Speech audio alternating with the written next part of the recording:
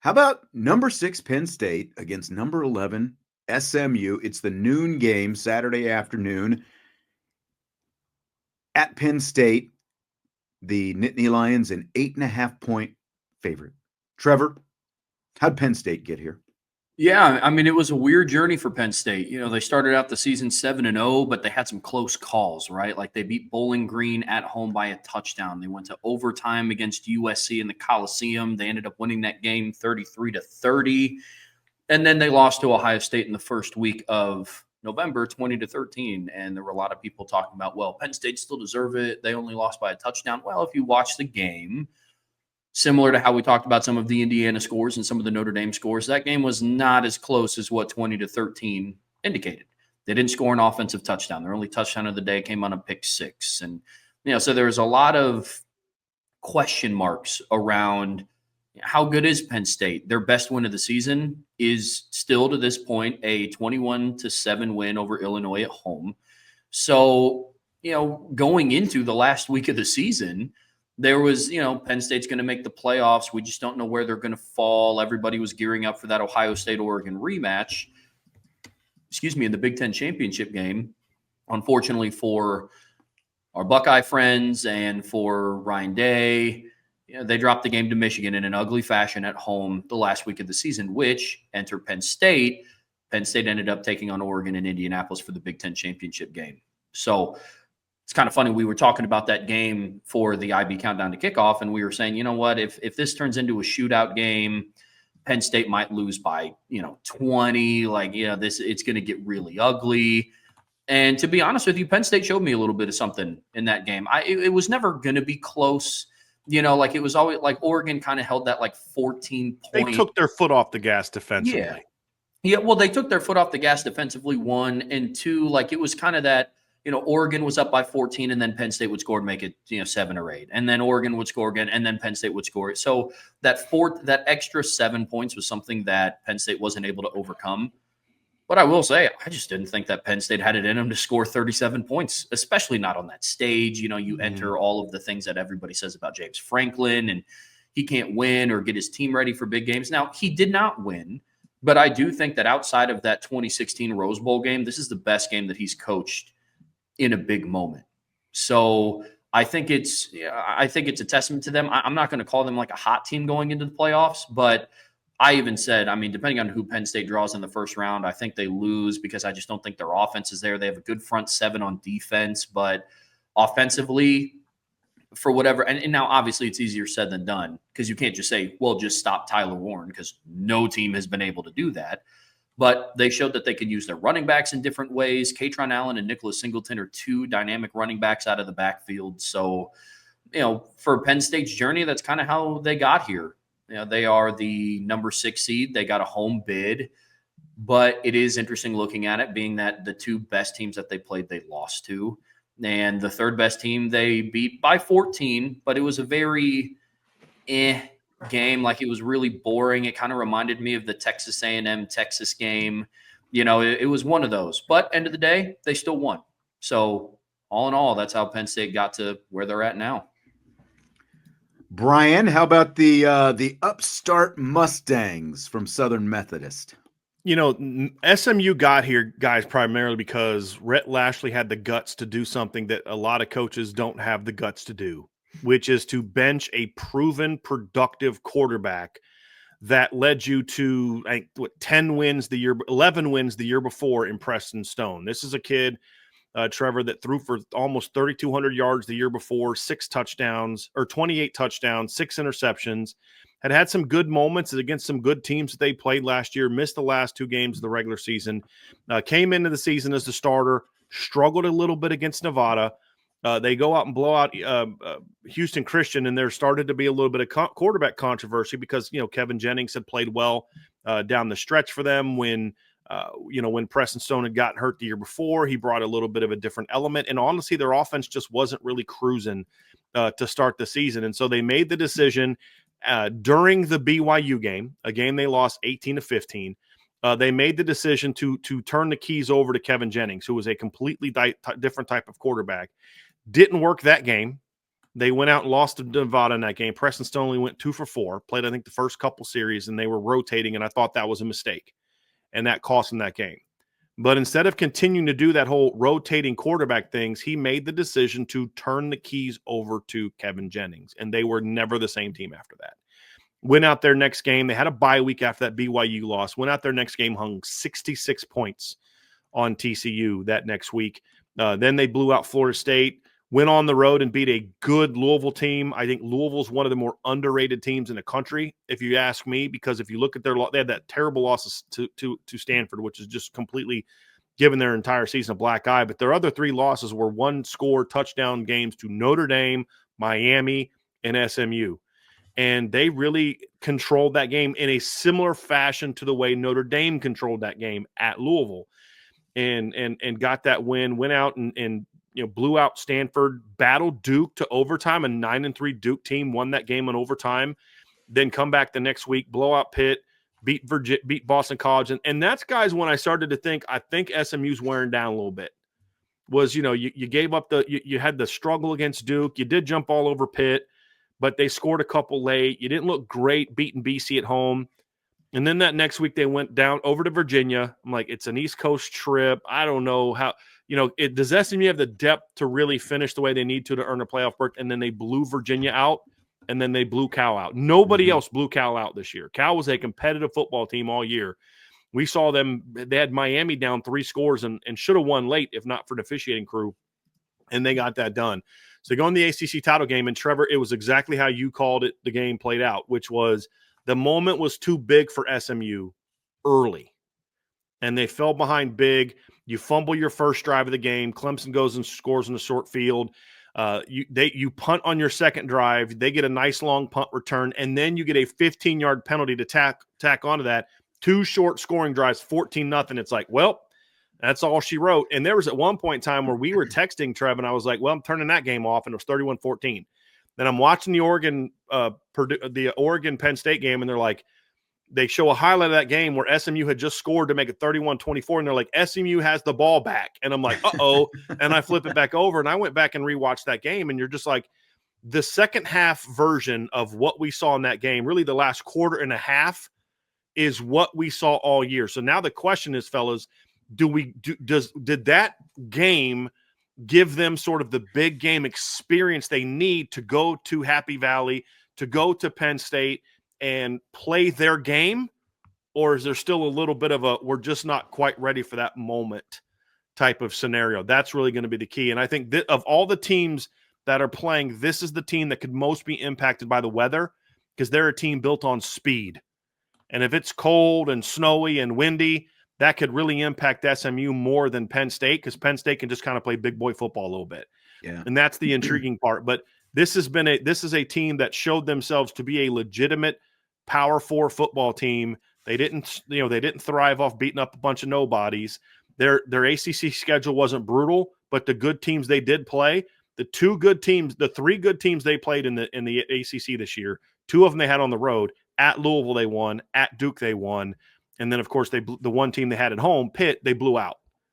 So this is a good football team, and I think this is going to be a much more intriguing, competitive matchup than I think maybe a lot of national people think, who still don't give SMU a lot of respect as a football program. And I mean, that's where I'm trying to figure it out, because of what you're talking about. And like I was talking earlier about the ability to make explosive plays. And like when I look at the 2 offenses, that's a huge edge SMU. They do have a better chance to make more explosive plays, but they are coming from Dallas,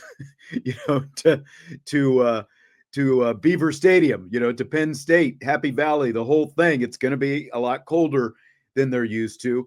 Checkmark Penn State. And just the fact that, like, Penn State does not have, that's what I like the least about Penn State of all these teams, is they just, I don't feel like they've got that kind of athlete on the offensive side of the ball, as specific to this matchup with SMU, but they've got the better defense as well. Right. Much better defense. There's only one athlete on Penn State's offense that I would consider dynamic, and that's Nicholas Singleton, who half the season they've struggled to figure out how to use him.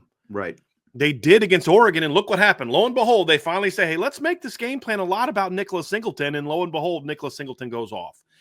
That's one of those things where you look at it and say, is that something that finally the light goes off a little bit for Andy Kotelnicki. Finally got it right, Trev. Finally got his first name right. Sean, for some reason, I've been calling him Chris. I keep calling him Chris. I don't know why.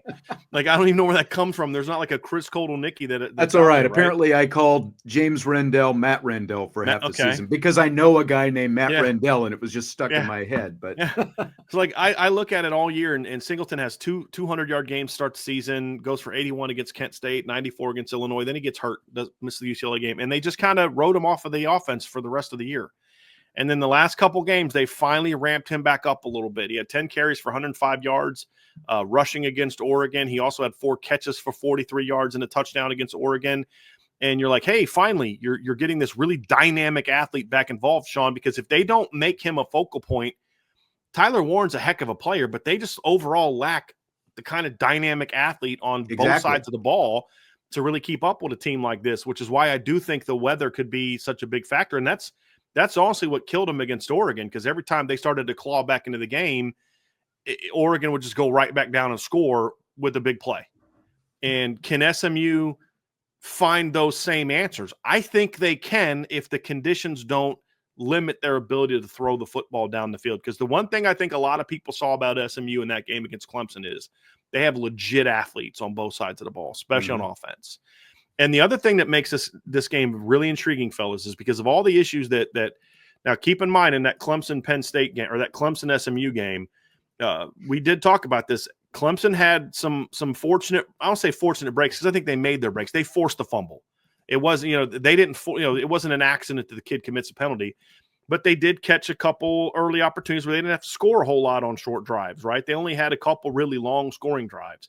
They had scoring drives in this game of 33, 28, 58, 17 yards. They had one drive or 2 drives that went over 50 yards. That was a touchdown drive in the first quarter that went 75 and then the 58-yard drive. I mean, even their game-winning drive only went 17 yards because of, again, another special teams mistake by SMU.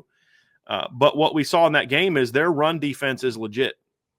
And that's going to be the interesting aspect of this game. And I don't think a lot of people realize how good their rush defense is. In the last 3 games against Virginia, Cal, and Clemson, they gave up 65, 95, and 64 yards rushing. They held Duke to 98 yards rushing. They held Stanford to 33 yards rushing. They held Florida State to 63 yards rushing, TCU to 65 yards rushing. They've only given up over 150 yards rushing all season in one game, and that was to Boston College. And that was it. So can Penn State's going to have to find a way to run the football, because if the conditions are bad enough to keep SMU from throwing the ball, they're also going to affect Penn State's ability to throw the football. Although Drew Aller has a pretty strong arm, he might be able to kind of throw through the wind a little bit. But they're going to need to be able to find a way to run the football, and teams have not had an easy time running the football on SMU this year. I think that's going to be a very important part of this matchup is, can Penn State establish some level of balance offensively to allow them? Because if it's just stop the run and stop Tyler Warren, if they're able to do one of those 2 things, then they're going to have a chance to win this game, because they have the advantage against the Penn State defense from a speed standpoint. Sean, that's exactly what Trev and I talked about last week in our preview of that game, is that Penn State's back into their defense. This is not a typical Penn State secondary. With the high-level athletes we've seen, you can beat this secondary if you have speed. Oregon had it. SMU has it. And that's going to be a key part of this for the Mustangs. Yeah, I think one aspect of this matchup that not enough people are talking about is, everybody's talking about, well, SMU kind of had their, lights are too bright moment now that they've had the experience from the ACC championship game. Is that going to help them against Penn State? I think another aspect of this game that makes this matchup more interesting than what people are giving it credit for is SMU from a speed and athleticism standpoint is comparable to Oregon's. So in back-to-back games, Penn State is facing 2 teams with very dynamic athletes. They play with a lot of speed, which I think could also play a factor. Now, on one hand, you're going to have to stop it.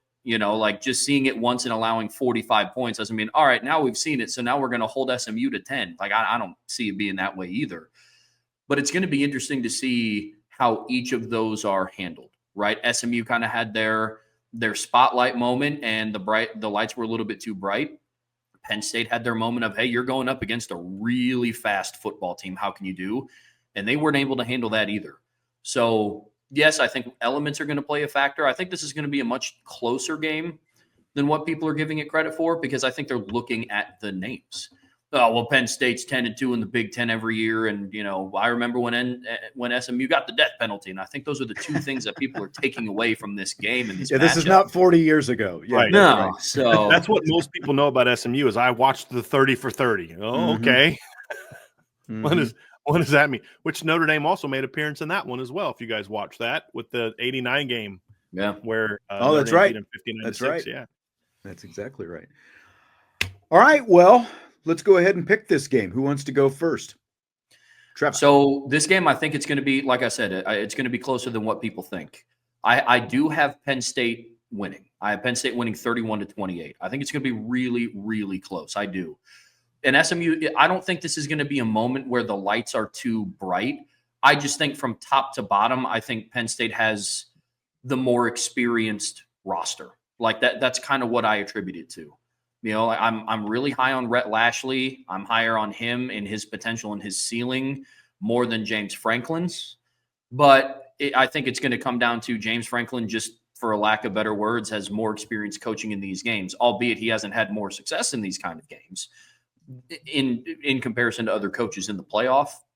But Penn State being at home, I think, is going to play a factor. I think the weather is also going to play a factor because it's going to take away from what SMU likes to do best. I think they're still going to find ways to put up points. I think Penn State's going to give up some big plays early, but I think it's going to be one of those where I don't know if SMU will ever have the lead. Like, I don't know if there's going to be a lot of lead changes. I think it's going to be a lot of like ties. You know what I mean? Like it could be one of those where, Penn State scores first, SMU answers, and then it's tied for a little bit. And then Penn State scores in the second, then SMU answers. And so that's how I see this game playing out. It's going to be very, very close. The key to the ultimate key to this game, guys, to me is can SMU slow down the Penn State run game and can they protect the quarterback? SMU all season has been a pretty good team at protecting the quarterback. If they can keep Abdul Carter in check, and this becomes a game about athletes, I think they have a shot to pull off this upset. But I don't know that those things are going to get done. That's really what it comes down to. It. I look at the weather forecast. It's going to be 30 degrees, 13 to 15 mile per hour winds. Long way for them to travel. I think this is going to be a hard-fought game. I think SMU is going to keep it close. I have Penn State winning 27-20. This is the one game of all four that we're going to be picking today that I'm least confident in, because I do think SMU has a legitimate shot to win this football game, but I just think Penn State's size, Penn State's power, ultimately, Abdul Carter kind of taking over this game in the fourth quarter. I think those are the things that ultimately are going to determine this game. But if they can protect Kevin Jennings and he protects the football, I do think SMU can win this game. But at the end of the day, I just think right now that I think Penn State's size, Tyler Warren is a matchup nightmare. And I think Penn State's front four is going to be enough for them to win 27-20, but I do not feel great about that one. Like I'm confident in my pick that I made the right pick, but I think this is the one that I am most confident that if I'm going to get one wrong, this is the one that I would point to as the one I think I'm going to get wrong.